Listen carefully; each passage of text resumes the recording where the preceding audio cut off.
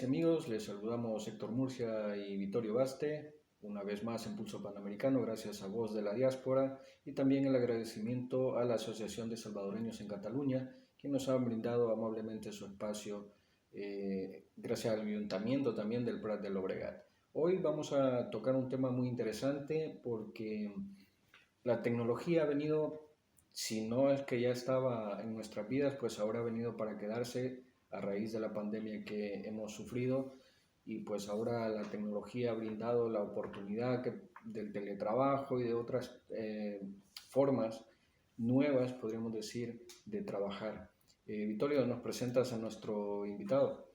Con mucho gusto, un saludo a todos los que siempre nos honran con su audiencia.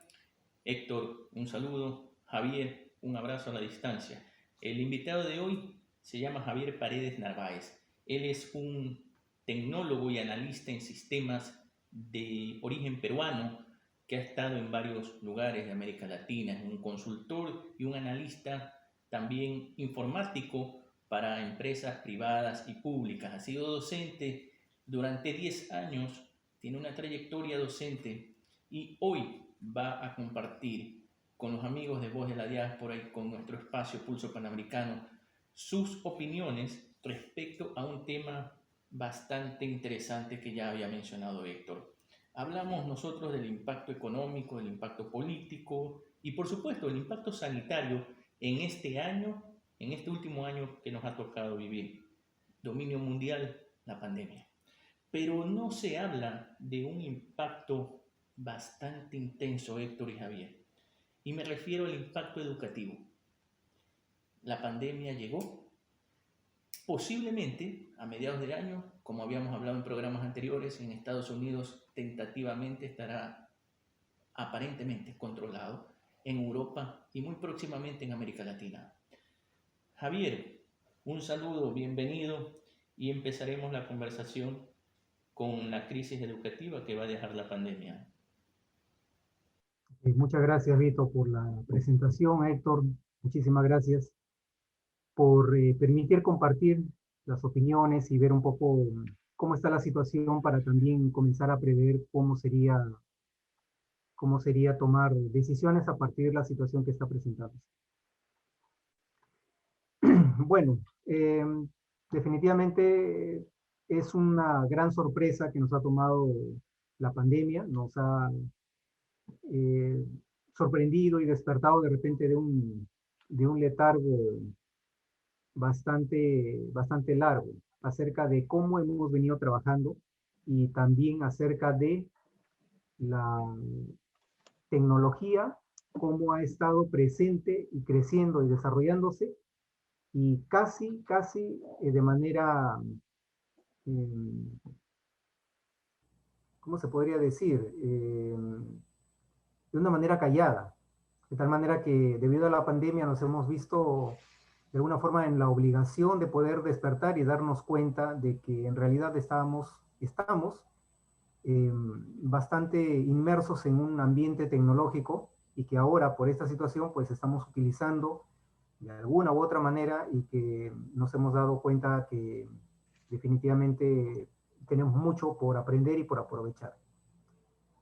Respecto a al aspecto educativo, que es el que estabas mencionando, es la forma sorpresiva como ha tomado la pandemia, ha hecho que se lleven a cabo soluciones inmediatas, de repente precarias, tal vez muy incipientes y muy reactivas. Es lógico, pero esto es una forma de darnos cuenta que de alguna u otra manera hemos podido salir, entre comillas, adelante con el tema educativo.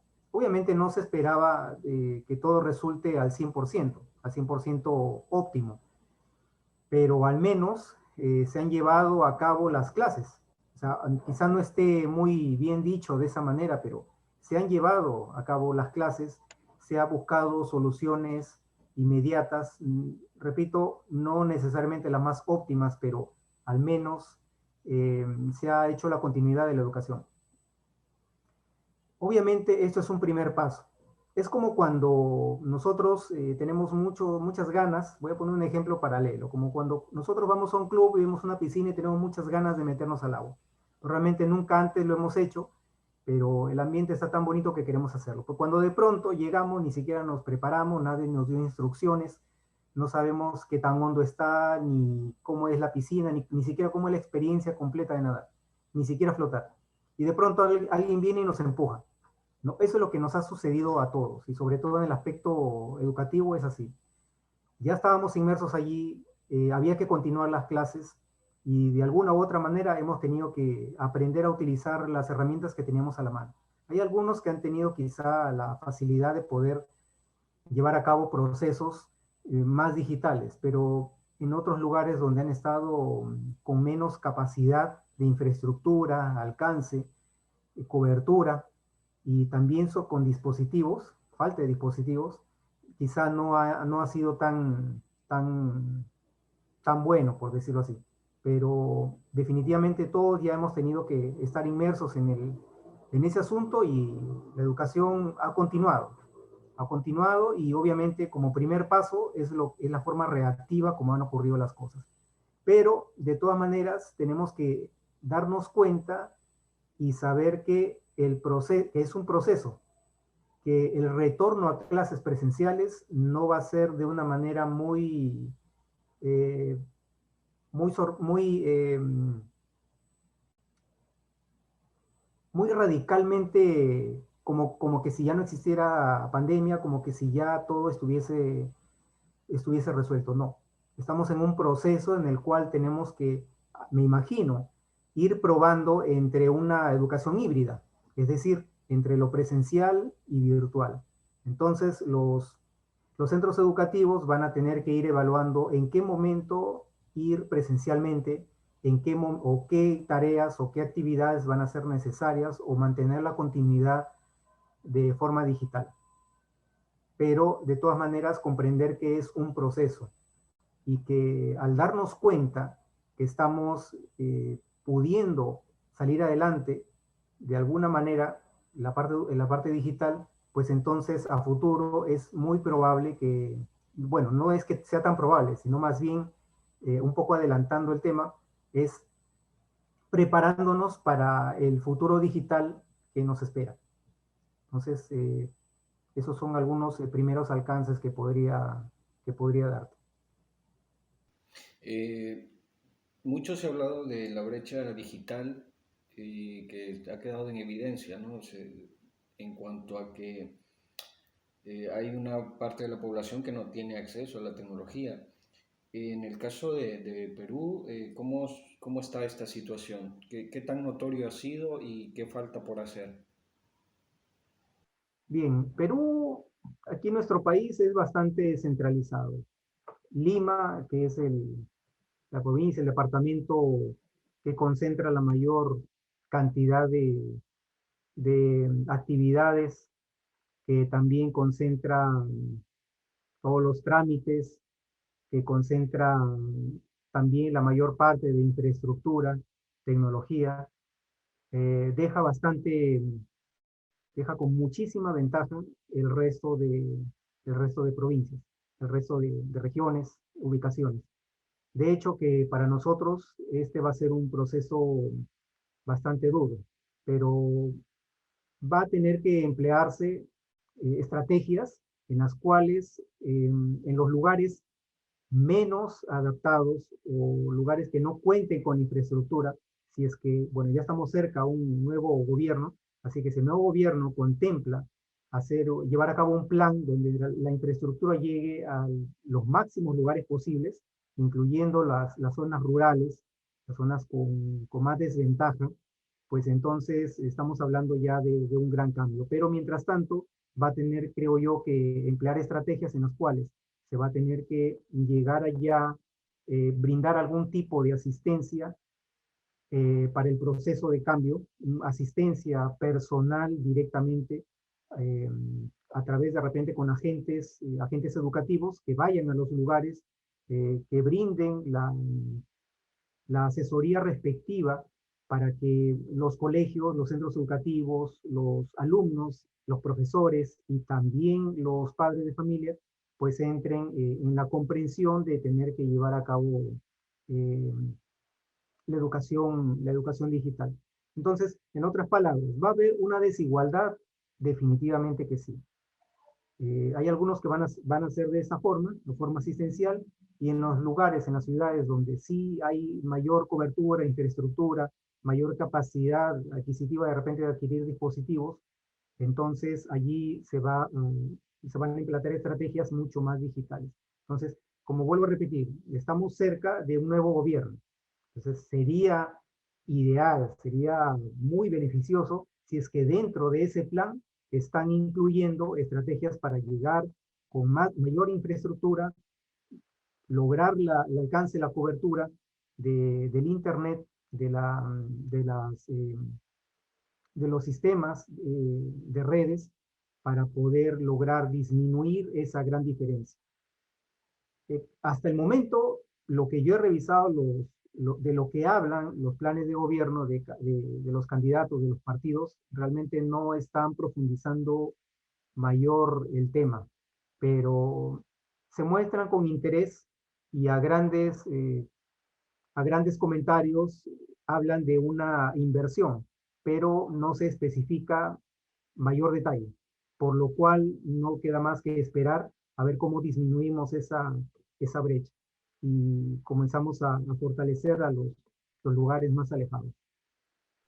Se han adelantado ustedes a ciertas preguntas que teníamos. La brecha entre pobres y ricos, entiendo, para que nuestra audiencia se oriente un poquito, va a aumentar, producto de que en nuestros países, Honduras, El Salvador, Perú, Bolivia, Colombia, Ecuador, etcétera, los candidatos en campaña en países como Ecuador y Perú, que ahora van el 11 de abril a elecciones y en Perú inician un nuevo gobierno en julio, a propósito que lo mencionaste, están preocupados por el impacto sanitario, como dije hace unos minutos, están preocupados por el impacto político, están preocupados por el impacto económico, sí, es verdad, pero el impacto educativo que algunas personas nos solicitaron conversar de eso, en la brecha digital, países como Ecuador, Bolivia, Paraguay, estamos atrasadísimos.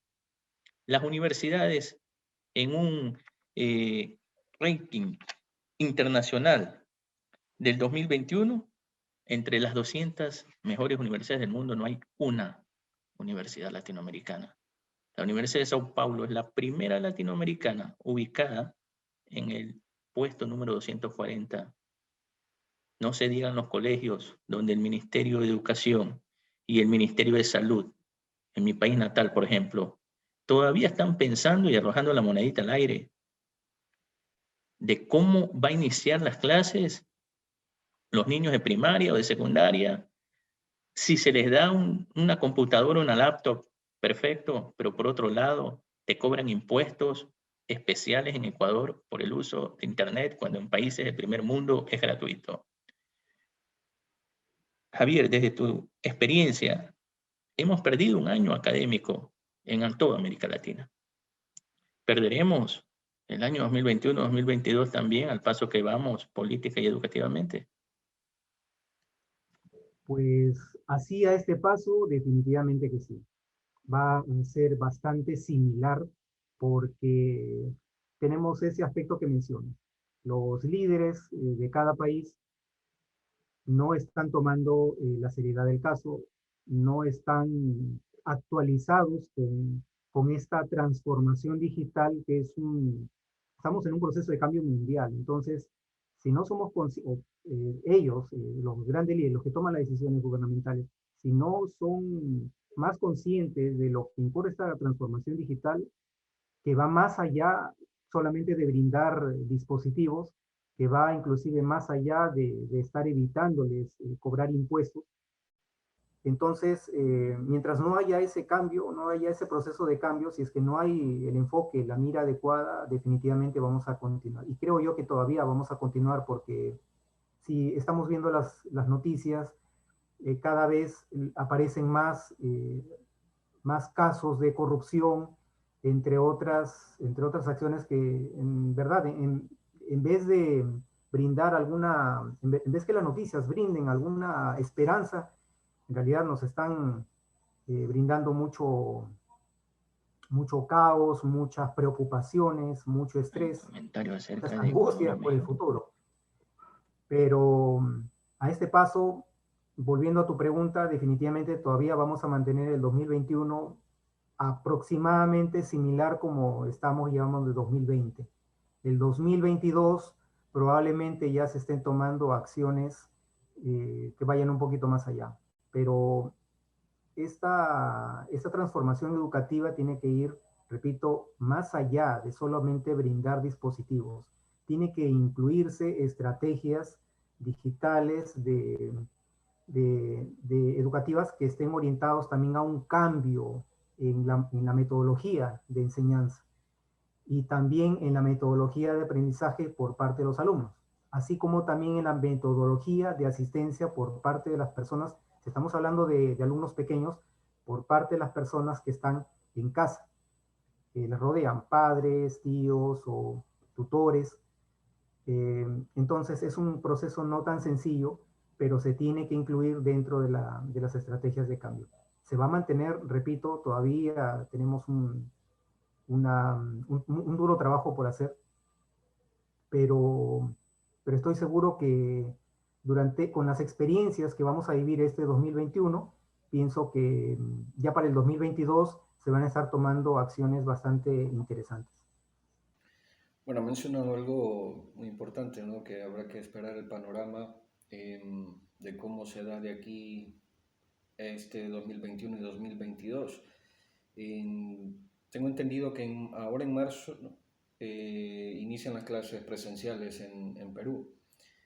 Así, en su opinión personal, tomando en cuenta que la educación en línea ha sido un poco deficiente, en su opinión, ¿cómo cree que será este regreso a clases, tomando en cuenta las deficiencias académicas que puede haber? ¿Se tendrá que retomar algunos temas o se seguirá como si nada ha pasado? Bien, aquí se está hablando mucho acerca de regresar a clases de manera híbrida, ¿no? A partir de julio aproximadamente. ¿Y por qué a partir de julio? Me imagino que están esperando las decisiones que vaya a tomar el nuevo gobierno. En este gobierno de transición definitivamente no creo que haya un retorno a clases y tomando en cuenta el proceso lento de vacunación que estamos teniendo, definitivamente no aspira a que nosotros, perdón, a que los niños, a que los jóvenes regresen a clases de forma presencial. Entonces, si estamos hablando de julio, la entrada del nuevo gobierno va a tener que hacer una evaluación. No creo que inmediatamente tome la decisión de un retorno a clases, ni siquiera parcial. Va a querer evaluar los resultados de las vacunaciones, del nivel de contagios, de los casos que se están presentando, y de acuerdo a eso recién va a tomar decisiones. Pero pienso yo que no va a prosperar mucho el retorno a clases híbrido. Pienso yo que todavía debemos mantenernos durante todo este año, pero tomando acciones, espero que tomen acciones con la intención de mejorar la metodología de enseñanza y de aprendizaje. Perfecto, Javier. Hemos escuchado con mucha atención todas las declaraciones de Javier. En los minutos finales, en las palabras finales, Javier, más que preguntarte, quería aportar un comentario y quería tu opinión, quería tu sugerencia. Sabemos que es imposible en nuestra región tener lo que en conjunto quieren políticamente darnos a entender en algo positivo, una unión de un Ministerio de Salud, de un Ministerio de Educación, de un Ministerio de Economía, de Finanzas, que valga la redundancia, financia y cotiza todos esos enseres que le quieren dar a los estudiantes de primaria y secundaria. La pregunta es, en países latinoamericanos, donde la corrupción campea, donde se ha visto a lo largo de todo el año la corrupción galopante en vacunas, en insumos, en vacunarse indebidamente, los escándalos en Ecuador y en Perú, son los países que tú y yo más dominamos, están a la orden del día. Donde llueve y no hay conexión de internet, donde se va la luz constantemente, en zonas urbanas, no se diga en zonas rurales, donde hay kilómetros para llegar a una escuela. Vamos a reprobar el año.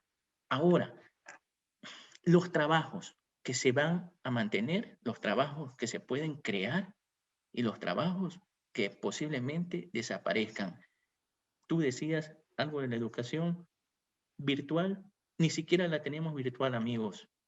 Países como México y Ecuador, los gobiernos, como no están a la vanguardia, como dice Javier, condenan a los estudiantes a escuchar por radio y por televisión, cosa que no está mal, pero a veces ni eso llega en ciertas zonas, mucho menos cuando tenemos accidentes geográficos o cuando hay lluvias constantes en nuestros países.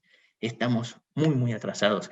Javier, te digo en tus palabras finales para que nos cuentes, según tu opinión, cuáles serían las tendencias para poder optar por trabajos, no solamente en estudios, sino por trabajo, y cuáles son los empleos que a lo mejor se puedan abrir, los que se pueden mantener y los empleos que quizás estén desapareciendo paso a paso, no tan aceleradamente, pero sí paso a paso en nuestra región. Bien. Este proceso de cambio tecnológico que es la transformación digital, pienso yo que es una oportunidad para generar ese cambio, una oportunidad para también aperturar más cambios y también es una oportunidad para hacer transformación local. Entonces, definitivamente estamos con una brecha bastante grande entre los que tienen la posibilidad y los que no tienen, y eso lastimosamente se va a ir abriendo aún más.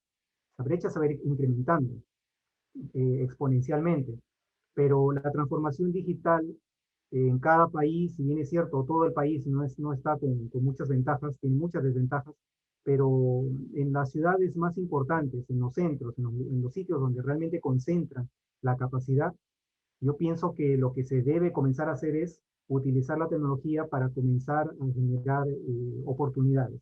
Entonces, eh, lo que tenemos que comenzar a dejar de hacer, es decir, las labores, los empleos, las, eh, las actividades que consideramos como trabajo, que debemos comenzar nosotros mismos por propia iniciativa, debemos comenzar a dejar de lado son las manuales, cosas muy manuales. Si tenemos ya la tecnología, comencemos a utilizar la automatización para impulsar una aceleración de los trabajos, de los procesos de negocio, dentro también de la industrialización. Y comenzar a motivar a las personas adultas en capacidad de aprendizaje y a los más jóvenes con mayor énfasis, a motivarles a que incursionen en el desarrollo de tecnología. Tenemos el desarrollo de tecnología en aplicaciones, tenemos desarrollo de tecnología para lograr el marketing, para impulsar y desarrollar más el marketing digital. También aplicaciones para poder automatizar de manera inteligente los procesos de negocio en la industria. Y de esa manera, y decirle a los más jóvenes que no se trata de tirar abajo las carreras profesionales, sino más bien de que con el uso de la tecnología, incorporarlo a la carrera, llámese medicina, enfermería, arquitectura, contabilidad, leyes, incorporarlos dentro del trabajo de dicha profesión para comenzar a pensar en desarrollo tecnológico. Es decir, un sencillo ejemplo, un contador que está acostumbrado a llenar sus asientos contables y de forma manual, y que también aprendió de forma manual y lleva a cabo de forma manual los balances para presentar sus informes periódicos, semestrales, anuales, eh, buscar la automatización valiéndose de los programas que ya conocemos, las hojas de cálculo. Y ahora también tenemos de forma gratuita, entre comillas, ¿no? Tenemos de forma gratuita en la nube, utilizar las hojas de cálculo en la nube y comenzar a buscar la automatización para disminuir el trabajo operativo y también aumentar el trabajo de gestión. Y de esa manera comenzar a mover los puestos de trabajo, en vez de ser muy operativos, muy manuales, muy repetitivos, más bien comenzar a abrir espacios de análisis y desarrollo de automatización, desarrollo de nuevas tecnologías como de inteligencia artificial.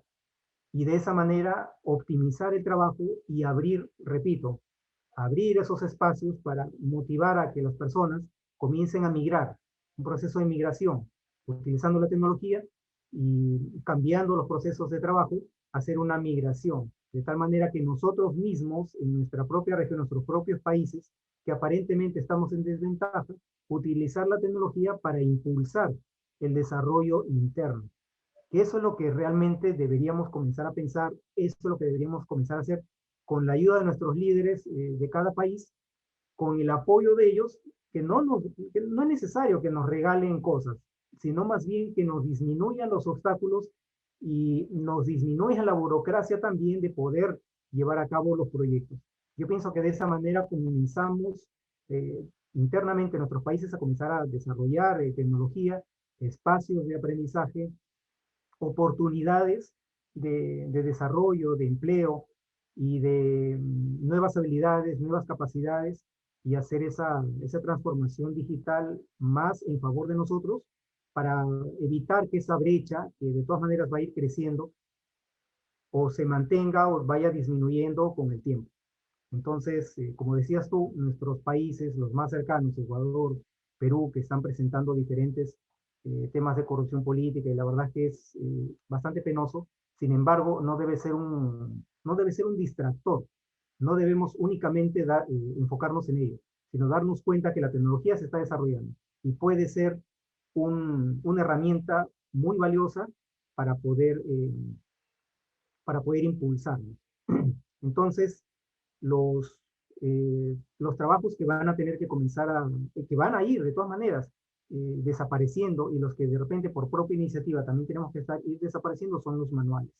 Para, repito, entrar en un proceso de automatización, desarrollo tecnológico, y nosotros mismos autoayudarnos para entrar en ese proceso de cambio antes que las grandes potencias desarrollen aún más, o los grandes capitales o aquellos que llevan más ventaja realmente nos sorprendan de la noche a la mañana con un avance tan alto y que nosotros sintamos como que no estamos en la capacidad de estar a la altura de ello. No, la idea es nosotros crecer internamente, aprovechar la tecnología y comenzar a abrir espacios, oportunidades y desarrollo. Muy bien, Javier, muchísimas gracias por tu intervención, siempre tan acertada. Aprovechamos para solicitarte en semanas posteriores una segunda parte, porque el tiempo no ha permitido expandirnos y quedan algunas situaciones bastante importantes que absolver para nuestra audiencia. Como decía Javier, como dije anteriormente, nuestros burócratas, nuestros gobiernos no están haciendo bien las tareas, amigos. Lamentablemente, esta situación tan adversa me ha hecho acordar de una frase de Fernando Reimers. Fernando Reimers es uno de los expertos, uno de los eruditos de mayor credibilidad a nivel internacional en educación. Él sostiene que la educación es algo demasiado dinámico, demasiado importante como para ser dejado a los gobiernos. Usted y yo, Javier, y muchos ciudadanos latinoamericanos debemos decirle basta a estos gobiernos corruptos. Vienen elecciones, ¿sí? Vienen elecciones. Y usted dirá que tiene que ver la educación o la tecnología. Impuestos, corrupción, cierre de escuelas, el no pago a los profesores. Va de la mano. Abrir una escuela se contagian problemas de salud. Por favor, ya tenemos un año reprobado. Vamos a reprobar el segundo año en América Latina. Desde México hasta Argentina. Vamos a seguir viendo educación por televisión como en los años 70 u 80. ¿Qué les parece si usted y yo les decimos a todos los ministros y al gobierno de turno que ya viene ahora en abril las elecciones en Chile, en Perú, en Ecuador? Señores, no tenemos una universidad entre las mejores del mundo. ¿Qué les parece si hacemos asociaciones con las universidades de Estados Unidos para que usted y yo tengamos un mayor alcance educativo y por ende también quizás mermemos la brecha laboral y económica? Gracias, Javier, por tus inquietudes. Un abrazo a la distancia para todos los que siempre sintonizan a Voz de la Diáspora y en especial a nuestro espacio Pulso Panamericano. Javier, hasta muy pronto. Gracias por tus declaraciones. Gracias, Vittorio. Gracias, Héctor. Y espero verlos en una próxima oportunidad. Muchas gracias, Javier, y muchas gracias, amigos y amigas, por habernos acompañado una semana más en Pulso Panamericano. Sin duda seguiremos conversando con Javier porque hay mucho de qué hablar respecto a este tema, es muy amplio y como ya decía Vittorio, el tiempo siempre nos juega en contra. Así que nos vemos en una próxima oportunidad. Sigan pendientes de la información de Voz de la Diáspora y en especial de su espacio Pulso Panamericano. Hasta la próxima.